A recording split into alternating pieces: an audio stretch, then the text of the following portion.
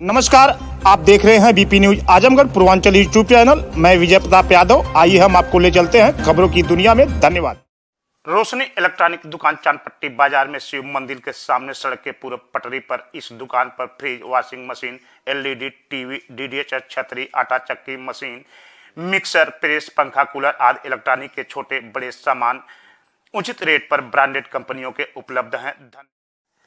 संसद के शीतकालीन सत्र में केंद्रीय गृह मंत्री अमित शाह द्वारा डॉक्टर भीमराव अंबेडकर के ऊपर टिप्पणी को लेकर बहुजन समाज पार्टी के द्वारा विशाल धरना प्रदर्शन का आयोजन कलेक्ट्रेट स्थित अंबेडकर पार्क आजमगढ़ में किया गया। मुख्य अतिथि डॉक्टर बलराम पूर्व सांसद ने कहा कि जब तक केंद्रीय गृह मंत्री अमित शाह माफी नहीं मांगते हैं तब तक हम लोगों का यह विरोध प्रदर्शन चलता रहेगा। बसपा के पदाधिकारियों का कहना है कि जिस तरह से आज सरकार लगातार डॉक्टर भीमराव अंबेडकर का अपमान कर रही है, यह हम लोग कभी बर्दाश्त नहीं करेंगे। निश्चित रूप से हम लोग लगातार विरोध प्रदर्शन करते रहेंगे। इसके साथ ही बड़ी संख्या में बसपा के नेताओं और कार्यकर्ताओं ने अपने हाथों में तख्तियां लेकर अमित शाह मुर्दाबाद के नारे भी लगाए और उनके इस्तीफे की मांग की। केंद्रीय गृह मंत्री अमित शाह के सदन में दिए गए बयान के बाद बसपा सुप्रीमो मायावती के निर्देश पर देश में पूरे प्रदेश में डॉक्टर भीमराव अंबेडकर के अनुयायियों व बसपा के मानने वाले टिप्पणी को लेकर विरोध प्रदर्शन आज कर रहे हैं। 24/12/2024 को वहीं पर जिला प्रशासन के माध्यम से महामहिम राष्ट्रपति महोदय के नाम का ज्ञापन भी बसपा के पदाधिकारियों व कार्यकर्ताओं द्वारा सौंपा गया। इस धरना प्रदर्शन में काफी संख्या में बहुजन समाज पार्टी के कार्यकर्ता व पदाधिकारी शामिल रहे। आपको बता दें कि इसका संचालन जिला अध्यक्ष आजमगढ़ अरविंद कुमार द्वारा किया गया। तो मुख्य रूप से पदाधिकारियों में विनोद चौहान, हरिश्चंद्र गौतम, अरुण कुमार पाठक, पूर्व प्रत्याशी बसपा सगड़ी शंकर यादव, रामजीत चौहान, अरुण कुमार सिंह, पूर्व लोकसभा प्रत्याशी सबिहा अंसारी, लोकसभा प्रत्याशी इंदू चौधरी, जिला पंचायत सदस्य गीता गौतम, सगड़ी विधानसभा अध्यक्ष सीपी विमल, विजय प्रताप, राम विलास भास्कर, विजय प्रताप यादव, ओमकार शास्त्री, राम वृक्ष गौतम, विजय कुमार, वरिष्ठ बसपा नेता जगदीश गुप्ता, डॉक्टर सुरेंद्र आदि लोग भारी संख्या में बहुजन समाज पार्टी के कार्यकर्ता व पदाधिकारी मौजूद है। तो वहीं पर आपको बता दें कि पूरे आजमगढ़ के 10 विधानसभा से भारी संख्या में बहुजन समाज पार्टी के कार्यकर्ता व पदाधिकारी सुबह से ही आजमगढ़ के लिए कूच किए और धरना प्रदर्शन में शामिल हुए। धन्यवाद।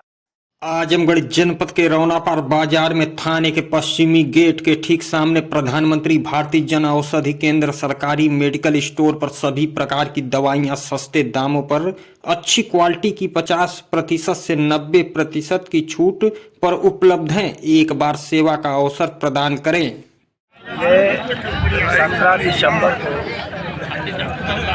भारत के गृह मंत्री श्री अमित शाह जी ने ये बोला कि आप लोग बार बार डॉक्टर अंबेडकर कर रहे हो।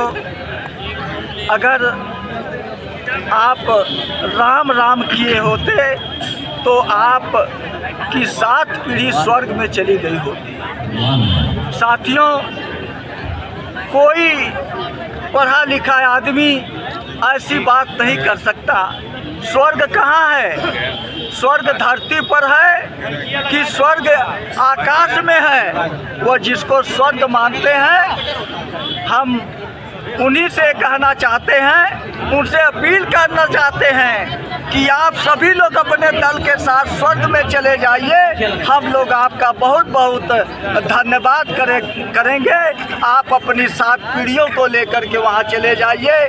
हमको इस धरती पर रहने दीजिए और बाबा साहब डॉक्टर अंबेडकर का जो संविधान है, उस संविधान के अनुरूप हमको चलने दीजिए।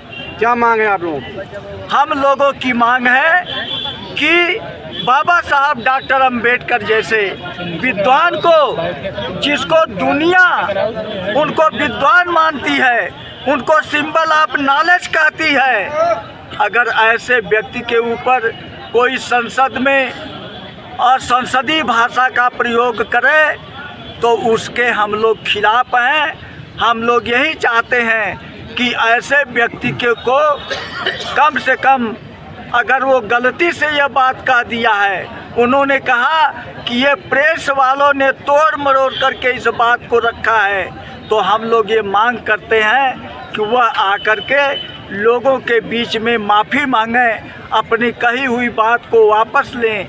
अगर ऐसा नहीं करते हैं तो हम लोग उनके त्याग पत्र को लेकर के पूरे देश में, अभी तो ये हम अनशन के रूप में शांतिपूर्वक ढंग से यहाँ कर रहे हैं, जब हम पूरे देश के पैमाने पर जब दूसरा हम लोग अनशन शुरू करेंगे, क्रमिक अनशन, भूख हड़ताल और चक्का जाम जब हम लोग करेंगे तो सचमुच में इनकी कुर्सी डगमगा जाएगी। इसलिए हम उनको यही सलाह देंगे कि वह जल्दी से जल्दी वो माफ़ी मांग लें और अपनी बात को वापस ले लें। गृह मंत्री का बयान आया है कि उन्होंने जिस तरीके की बातें कही उसका मतलब दूसरा निकाला गया, उसका संशय दूसरा निकाला गया, एक तरह से उन्होंने बयान दिया है। देखिए, अभी मैं बोल रहा था तो मैं यही कह रहा था कि मोदी जी भी कहते हैं और उनके लोग भी कहते हैं कि हम मन की बात कर रहे हैं। ये सचमुच में उन्होंने अपने मन की बात किया।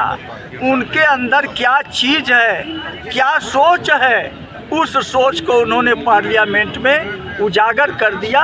अगर हमारे मीडिया बंधुओं के ऊपर वो आरोप लगा रहे हैं और ये कह रहे हैं ये तोड़ मरोड़ करके पेश किया गया है, तो ये सरासर झूठ है, गलत है। वो अपने मन की बात कहती है। सर, आपने कहा कि हम भगवान राम को नहीं मानते हैं और इनको ही भगवान मानते हैं, तो उस पर क्या? मैं ये बात नहीं कहा।